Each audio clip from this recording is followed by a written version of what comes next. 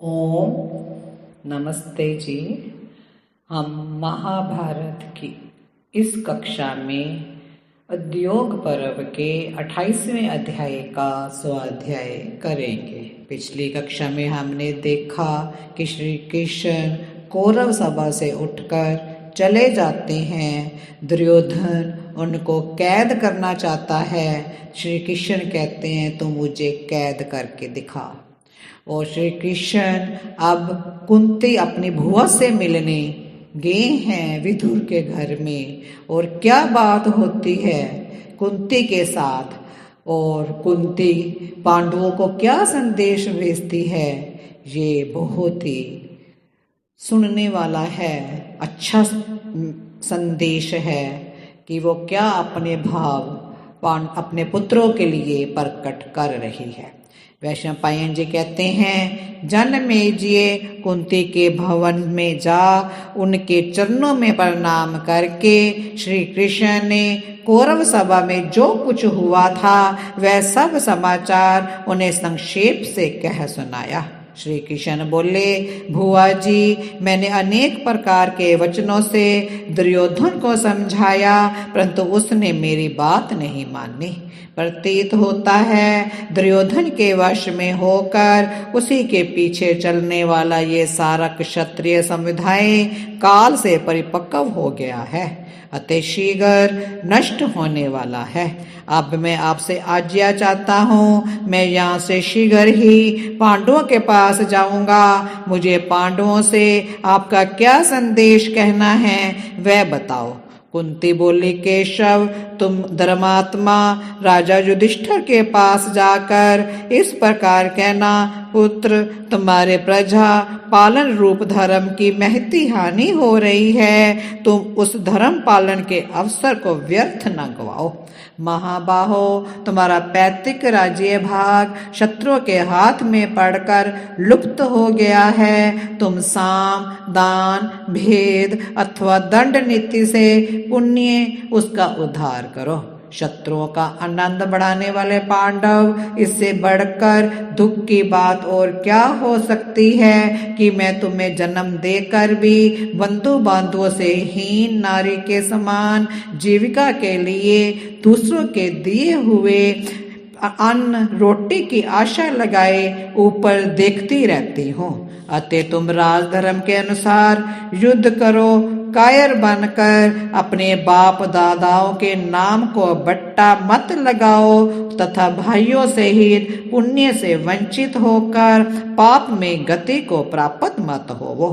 शत्रु संतापक श्री कृष्ण इस प्रसंग में विद्वान लोग विदुला और उसके पुत्र संजय के संवाद रूप इस पुरातन इतिहास का उदाहरण दिया करते हैं। विदुला नामक एक प्रसिद्ध क्षत्रानी थी। एक समय उसका पुत्र संजय सिंधु राज से पराजित हो प्रत्यंत दीन भाव से घर आकर सो रहा था।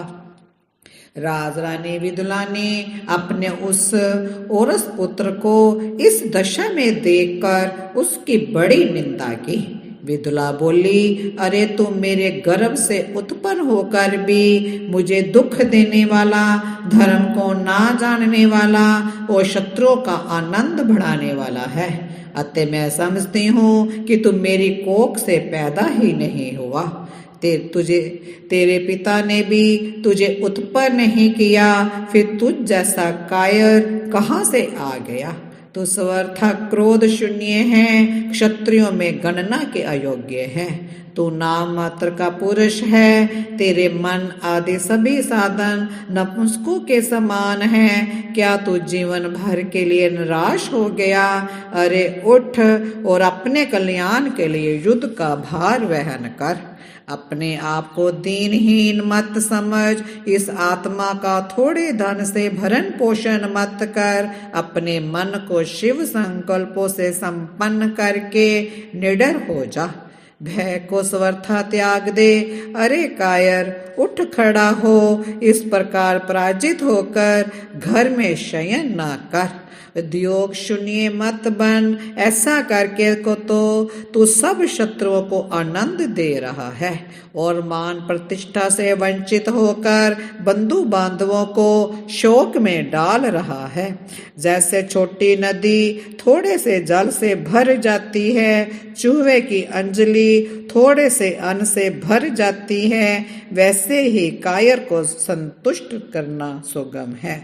वह थोड़े से में ही संतुष्ट हो जाता है तो शत्रु रूपी सर्प के दांत तोड़ता हुआ तत्काल मृत्यु को प्राप्त हो जा। प्राण जाने का संदेह हो तो भी शत्रु के साथ युद्ध में पराक्रम को प्रकट कर। तू दीन होकर अस्त मत हो, तू अपने शौर्य पूर्ण कर्म से प्रसिद्धि प्राप्त कर। तू मध्यम अधम अथवा निकृष्ट भाव का आश्रय ना ले, अपितु सिंहनाद करके युद्ध भूमि में डट जा। तू फूस की जलती हुई अग्नि के समान 2 घड़ी के लिए ही प्रज्वलित हो, उस थोड़ी ही देर के लिए ही से ही शत्रु के सामने महान पराक्रम प्रकट कर।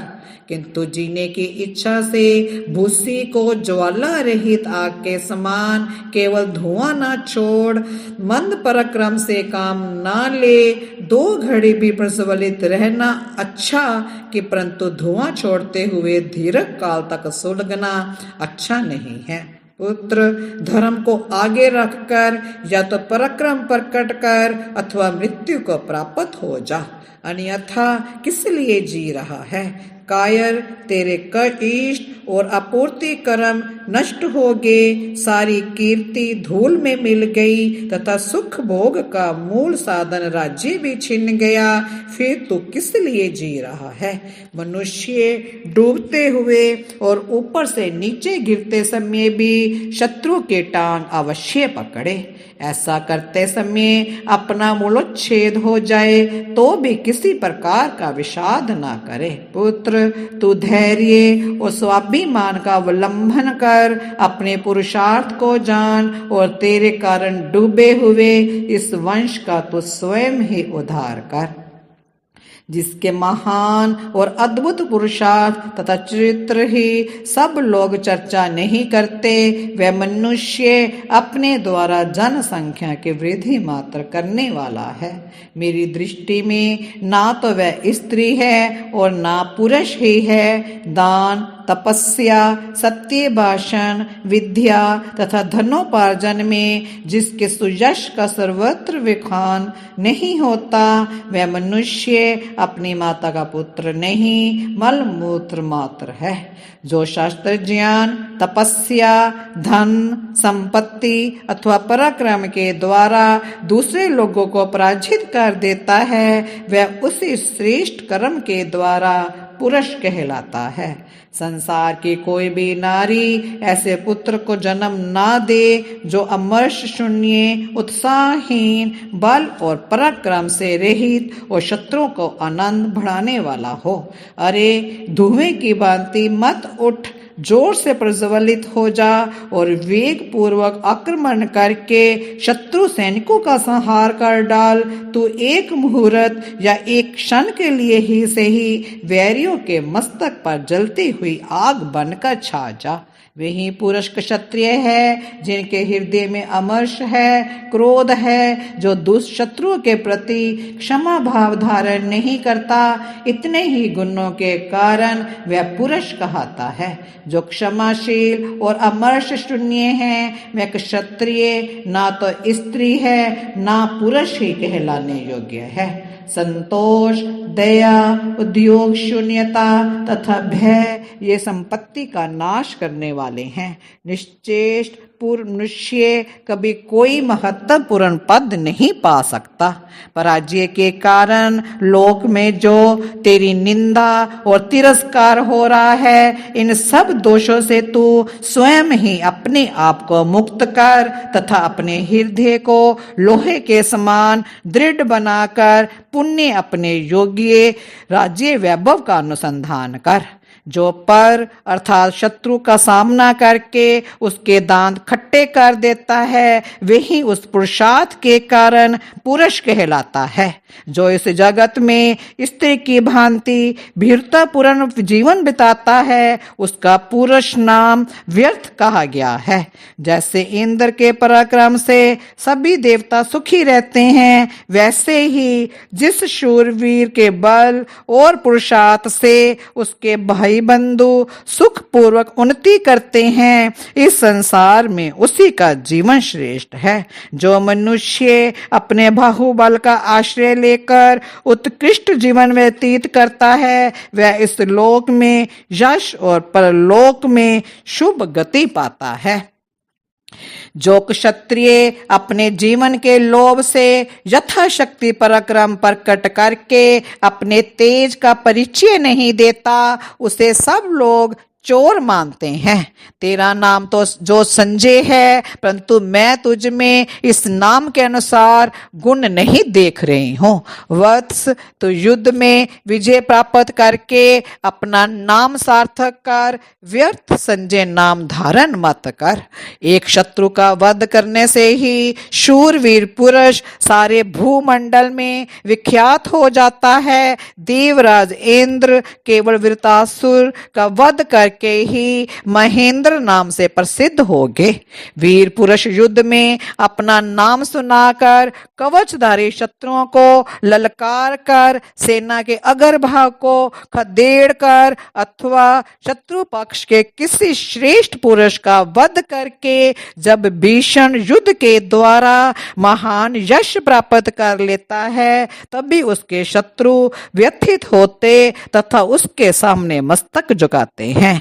राजन, तो युद्ध में शत्रुओं को मार तथा अपने धर्म का पालन कर। युद्ध को ही एकमात्र मार्ग मानकर तू जलते हुए काठ की भांति शत्रुओं पर टूट पड़।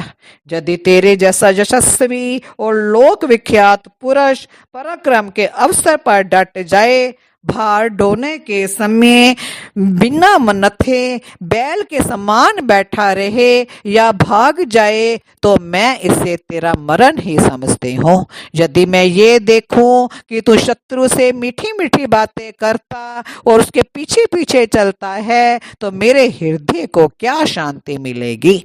इस कुल में कभी कोई ऐसा पुरुष नहीं हुआ जो दूसरों के पीछे चलता हो तात तू एक दूसरे का सेवक बनकर जीवित रहने के योग्य नहीं है।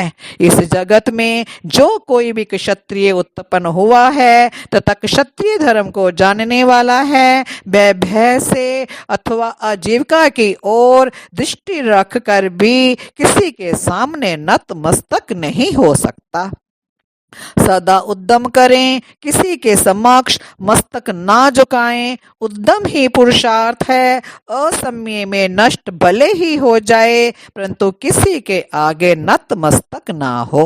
संजय, महामनस्वी क्षत्रिय मद मत हाथी के समान सर्वत्र निर्भय होकर विचरें और सदा ब्राह्मणों और धर्म को ही नमस्कार करें। पुत्र बोला, माँ, ऐसा प्रतीत होता है कि तेरा हृदय काले लोहे के पिंड को ठोक पीट कर बनाया गया है। तू मेरी माँ होकर मुझ जैसे एकमात्र पुत्र से ऐसी निष्ठुर बात के ही आश्चर्य है। ओहो, क्षत्रियों का आचार व विहार कैसा आश्चर्यजनक है, जिसमें स्थित होकर तू मुझे इस प्रकार युद्ध में लगा रही है, मानो मैं दूसरे का पुत्र हूँ और तू दूसरे की माँ हो। माता बोली, संजय, जिस समय तुझ जैसे वीर का यश सर्वत्र फैल रहा हो, ऐसे अवसर पर भी यदि मैं तुझे कुछ ना कहूँ तो मेरा वह वात्सल्य गधी के समान शक्तिहीन और निर्थक होगा। संजय, इस लोक में युद्ध एवं विजय के लिए ही विधाता ने क्षत्रिय की सृष्टि की है। अतः वत्स, तू श्रेष्ठ पुरुषों द्वारा निंदित और मूर्खों द्वारा सेवित मार्ग को त्याग दे, खड़ा हो जा और युद्ध कर। पुत्र, जो सुख क्षत्रिय वीर को शत्रुओं को वश में करके प्राप्त होता है, वह सुख पुण्य में इंद्र के भवन में और स्वर्ग लोक में कहीं भी नहीं मिल सकता। पुत्र बोला, माँ, मेरे पास ना तो कोष खजाना है और ना सहायता करने वाले सैनिक ही हैं, फिर मुझे विजय रूप अभीष्ट की सिद्धि कैसे प्राप्त होगी?